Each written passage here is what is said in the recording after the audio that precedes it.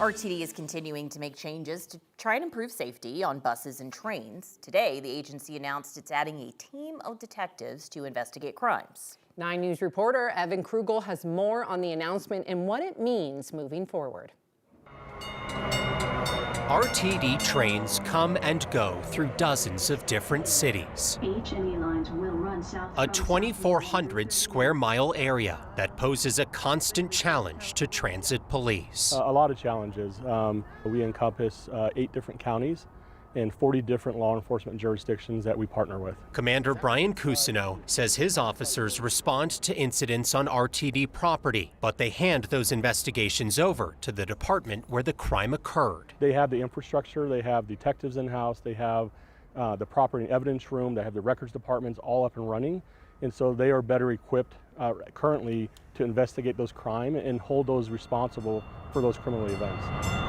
But that's about to change as RTD prepares to roll out its own team of detectives. My goal for the detective unit is by the end of the second quarter of 2025 to be fully functioning. So that same exact crime that happens on our property, our jurisdiction, we take it, we have ownership of that, we do the prosecution of that crime. KUSA says a recent string of copper wire thefts across multiple jurisdictions played a role. Each of those events had to be handled separately since they all happened in different areas. If it's ours, it is a priority of ours. We can combine all those cases, we can look for criminal trends, and if it's the same perpetrator on all those events, it now changes that potentially from a misdemeanor crime to a felony level event. And that is what we're looking for. The doors are closing. KUSA hopes it will make people feel safer on public transit, something that's been a point of contention in Metro Denver for years. So that is one of our top priorities, ensuring that there's that safe and welcoming transit environment out there for anyone who wants to partake in it.